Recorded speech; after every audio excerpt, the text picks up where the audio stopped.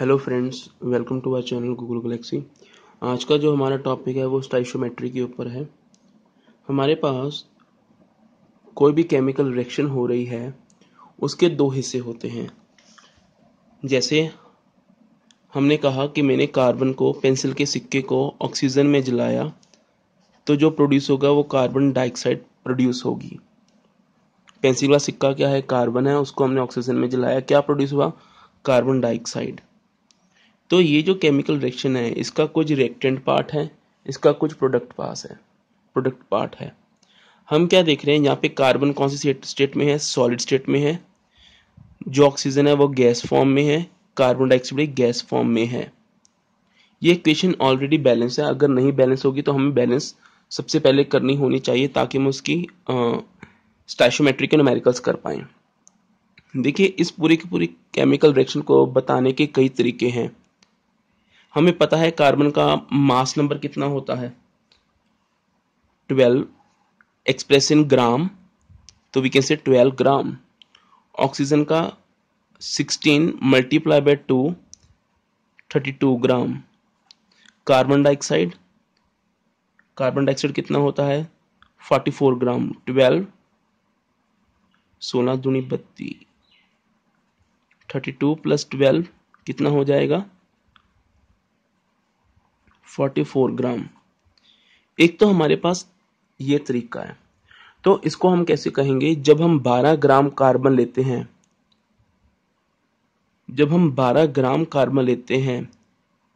12 ग्राम pencil के सिक्के को जब हमने 32 ग्राम ऑक्सीजन में जलाया, तो हमारे पास 44 ग्राम कार्बन डाइऑक्साइड पैदा होगी। इसको इस तरीके से पढ़ना है जब हम स्टोइचियोमेट्री के न्यूमेरिकल्स करेंगे। ये तो हमारे पास हो गया टाइप 1। इसको हम क्या कहेंगे? First type. ये कौन सा रिलेशन कहलाएगा? मास। ये हमने क्या लिखा है? Mass relationship. हाँ, हम इसको दूसरे तरीके से भी बता सकते हैं। जैसे हम कैसे कहें? इसके आगे क्या है? 1 है। इसके आगे क्या है? 1 है। इसके आगे क्या है? 1 है। इस पूरे के पूरे को अगर हम इस प्रकार से लिखें, इसको बताने के कई तरीके हैं, जिसको हम टाइप 2 के नाम से जानेंगे। Second type. देखिए, बोलने का तरीका मायने रखता है। जैसे हमारे पास ये वाली इक्वेशन है, इसको क्या कहेंगे? जब हमने 1 मोल, सेकंड टाइप क्या है? जब हमने 1 मोल कार्बन डाइऑक्साइड जलाया,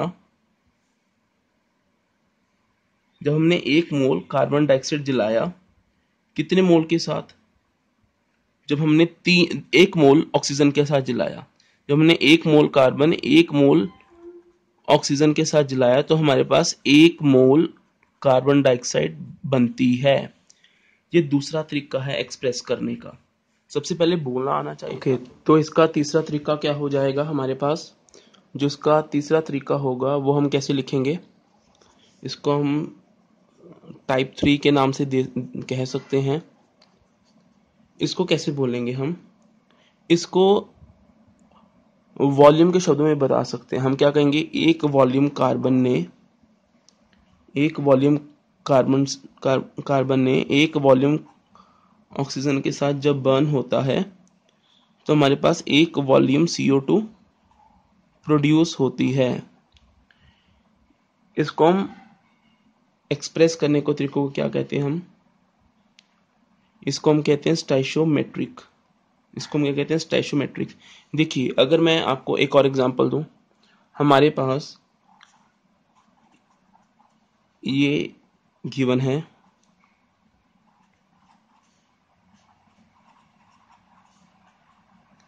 ये क्वेश्चन गिवन है। इसका नाम क्या है? एसिटिलीन। इसका नाम क्या है? एसिटिलीन। इसको हम कैसे बोलेंगे?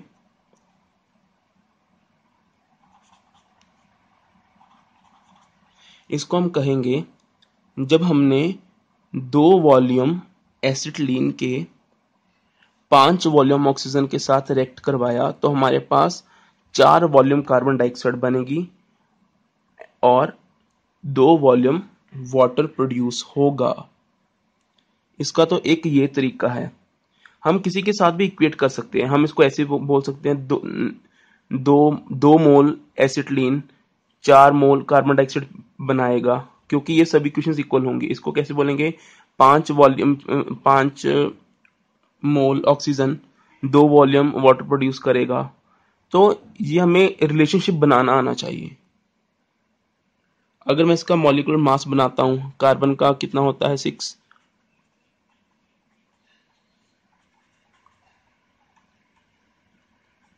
14 ग्राम एसिटिलीन रेक्ट विद द, इसको इस प्रकार से भी बोल सकते हैं।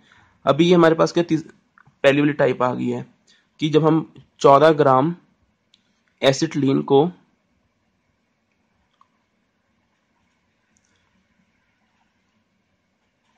160 ग्राम ऑक्सीजन के साथ रिएक्ट कराएंगे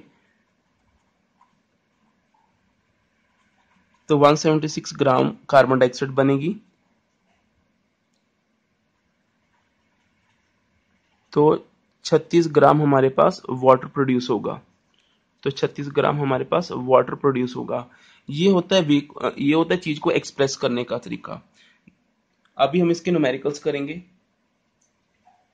जैसे ही हमें ये न्यूमेरिकल एक आ गया है हमारे पास, एग्जांपल के तौर पे ये न्यूमेरिकल प्रॉब्लम ऐसी हैं, इसके बाद आपकी हर एक प्रकार का क्वेश्चन आप सॉल्व कर पाओगे। हमारे पास जो फर्स्ट क्वेश्चन आया है, इसमें ये बताया जा रहा है हमारे पास KClO3 को हमने हीट किया है। हीट करने के बाद डीकम्पोज टूटने लगा है। किसमें टूटने लगा है, KCl में टूटने लगा है और वो ऑक्सीजन प्रोड्यूस कर रहा है। इसको हम इक्वेशन की फॉर्म में कैसे लिखेंगे, इसको हम इक्वेशन की फॉर्म में लिखेंगे कि हमारे पास क्वेश्चन में जो गिवन वैल्यू है उसी के आधार पे हम एक इक्वेशन बना सकते हैं। इसमें गिवन क्या है, हमारे पास KClO3 है,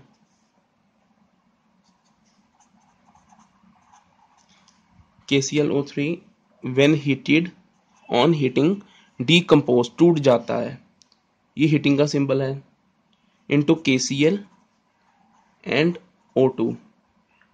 तो कहता कितने वॉल्यूम O2 प्रोड्यूस होगा जब हम 0.1 मोल जलाएंगे। देखो इसमें हमारे पास गिवन क्या है, इसमें हमने मोल के शब्दों में बात करनी है। देखिए हम इसको कैसे सॉल्व करेंगे, हमें पता है इसको अगर सबसे पहले बैलेंस कर लें, यहाँ पे 3 ऑक्सीजन है, यहाँ पे ये है, तो इसको हमने बैलेंस कर लिया है। जैसे ही ये बैलेंस हो जाएगा तो हम क्या देखते हैं इस इक्वेशन में, हमें किस में आंसर पूछा गया है, हमें वॉल्यूम में आंसर पूछा गया है। किसका वॉल्यूम, O2 का वॉल्यूम। तो इसको हम कैसे लिखेंगे, वॉल्यूम्स में लिखेंगे। क्वेश्चन जो हमें गिवन है वो क्या बताया, जब 0.1 मोल ये बर्न होगा तो ये कितना प्रोड्यूस होगा, किसमें, लीटर्स में। वॉल्यूम मतलब लीटर्स में, हमें मोल में वैल्यू गिवन है, इसको बोलेंगे कैसे। देखिए ये हमारे पास क्वेश्चन बना है कि जब ये 0.1 मोल जलेगा तो कितना ऑक्सीजन प्रोड्यूस होगा। इसका मतलब थोड़ी देर के लिए हम इसको छोड़ देंगे, क्योंकि हम अब इन दोनों के ऊपर हम इक्वेशन बनाएंगे। कैसे इक्वेशन बनाएंगे, ये 2 लिखा हुआ क्या बताता है, 2 बताता है कि हमने जब 2 मोल लिए, 2 मोल KClO3 जब डीकम्पोज होता है तो हमारे पास 3 मोल ऑक्सीजन बनता है। 1 मोल में कितने लीटर होते हैं, 1 मोल में 22.4 लीटर होते हैं। तो 3 मोल में कितने हो जाएंगे, 3 मोल में हमारे पास वैल्यू जो बन के आएगी वो 67.2 लीटर आउटपुट में आएगी। तो इसका मतलब क्या, 2 मोल हमारे 67.2 लीटर बनाता है। ये यूनिटरी मेथड है, जैसे हम 10th जूनियर क्लासेस में करते थे। तो 1 मोल कितना बनाएगा, 67.2 डिवाइडेड बाई 2। तो 0.1 कितना बनाएगा, तो मल्टीप्लाई बाय 0.1। ये तरीका है, इसको हमने सॉल्व करना, तरीका सीखना होगा, यही तो हमारा मैथ है। तो जब हम इसको सॉल्व करेंगे हमारे पास जो आंसर आ जाएगा 3.36 लीटर हमारा आंसर है। हमने ये न्यूमेरिकल सॉल्व कर लिया स्टोइचियोमेट्री की मदद से। अभी हमारे पास दूसरा क्वेश्चन आ रहा है। दूसरा क्वेश्चन क्या कह रहा है, दूसरा क्वेश्चन हमें ये वाली बात कह रहा है कि हमारे पास जो दूसरा क्वेश्चन बन के आया है वो कह रहा है कितना मास कॉपर ऑक्साइड बनेगा जब कॉपर कार्बोनेट को जलाएंगे। कितना अमाउंट ऑफ कॉपर ऑक्साइड बनेगा जब हम इतने ग्राम कॉपर कार्बोनेट को जलाएंगे। इसको कैसे लिखेंगे, हम किसको जला रहे हैं, कॉपर कार्बोनेट को। तो हमें क्रिस क्रॉस मेथड से, जो हमने जूनियर क्लासेस 9 क्लास में हमारे पास जो SA2 का चैप्टर था उसमें हमने बनाना सीखा था कि हमारे पास क्रिस क्रॉस के हम फॉर्मूला कैसे बना सकते हैं। कॉपर कार्बोनेट को जब हमने क्या किया, हीट किया, तो क्या प्रोड्यूस हो रहा है, कॉपर ऑक्साइड प्रोड्यूस हो रहा है। कॉपर ऑक्साइड प्रोड्यूस हो रहा है और हमें ये पता है जब कार्बोनेट जलता है तो हर बार कार्बन डाइऑक्साइड प्रोड्यूस होगी ही होगी। इसको पक्का है ये तो, कि जब भी कार्बोनेट बर्न